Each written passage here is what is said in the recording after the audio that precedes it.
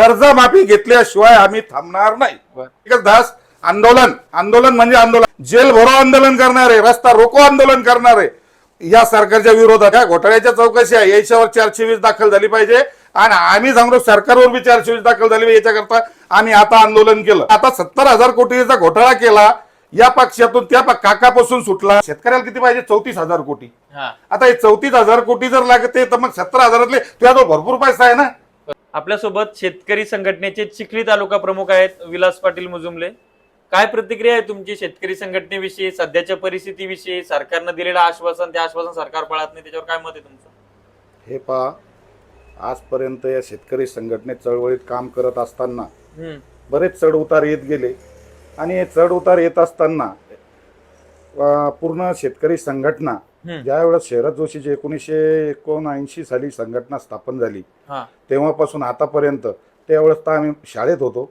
शाळेत असताना जोशी साहेबांनी ज्यावेळेस आंदोलन पुकारलं 1986 साली जाफराबाद रोडवर बैलगाडी रस्ता रोको आंदोलन शेवाळे गुरुजीच्या याच्यात, त्यावेळेस मी 8व्या वर्गात असताना मी आंदोलनात सहभागी झालो।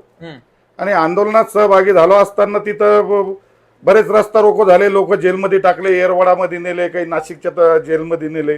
परंतु मी त्या जेलमध्ये सहभागी जात असताना मला पोलीसवाल्यांनी सांगितलं की बाळा तू घरी जा, तुझं वय चालत नाही। परी मी चोरून त्या गाडीत बसलो, मला त्या लोकांनी घरी आणून घातला। हा पहिला मुद्दा।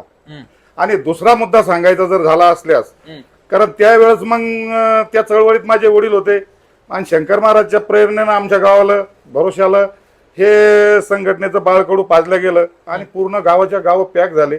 आणि जोशी साहेबाचं नाशिकच्या कांदा आंदोलनापासून 1985 ला ज्यावेळेस कांदा आंदोलन झालं तेव्हापासून ही ठिणगी पेटत गेली, शेवाळी गुरुजीपर्यंत आली। शेवाळी गुरुजीपासून या बुलढाणा जिल्ह्याला संघटनेचं योगदान लाभलं। काँग्रेसला पाठिंबा दिला, त्याच्यानंतर बीजेपीला दिला, तरी परिस्थिती अशी झाली की बघ जेव्हा आला तो गेंड्याचं कातडं घेऊनच आला। पण असा कोणताच शेतकऱ्याच्या मागे कोणी आला नाही, आत्महत्या वाढत गेल्या। परंतु आता असं वाटत होतं की अजितदादा, आता अजितदादा म्हणता तुम्ही, अजितदादांना काय सांगितलं की बा 31 तारखेच्या आत 31 तारखेपर्यंत कर्ज भरा। आता कर्ज कुठून भरणार आहे वेळेवर?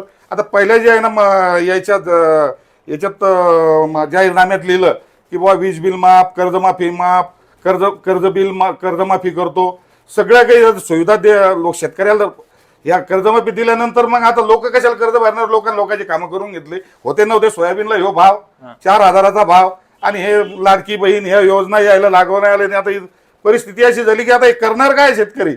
मग आता अजितदादाला एकच म्हणा तुम्ही की आता 70,000 कोटीचा घोटाळा केला, या पक्षातून त्या काकापासून सुटला, त्यावेळेस राजीनामा दिला आणि आता जर मनोरा आला की कर्ज भरा, अरे मग ते 70,000 शेतकऱ्याला किती पाहिजे? 34,000 कोटी। आता हे 34,000 कोटी जर लागते तर मग 70,000तले तुझ्याजवळ भरपूर पैसा आहे ना। बरोबर। अरे ज्याला जायच्या धक्का मारी, तू इथं आला, यायच्यात काही गरज नव्हती ना काकाला सोडून यायची। मग आज जर ही परिस्थिती आहे तर मग 34,000 कोटीचं कर्ज आहे, तू भरे। आणि ही जी आहे या घोटाळ्याच्या चौकशी आहे याच्यावर 420 दाखल झाली पाहिजे। आणि आम्ही सांगतो सरकारवर बी 420 दाखल झाली पाहिजे। याच्याकरता आम्ही आता आंदोलन केलं आणि प्रत्येक पोलीस स्टेशनला आंदोलन करणारे, आम्ही जेल भरो आंदोलन करणारे, रस्ता रोको आंदोलन करणारे या सरकारच्या विरोधात। कारण 3 वेळा सांगितलं की बा आम्ही कर्जमाफी झाली, कर्जमाफी झाली, 7/12 कोरा कोरा कोरा। कुठे गेला 7/12 कोरा? बरोबर। कुठे गेला 7/12? अरे हे निवळ अनाजी पंतासारखं काम लावलं या फडणवीस साहेबांना।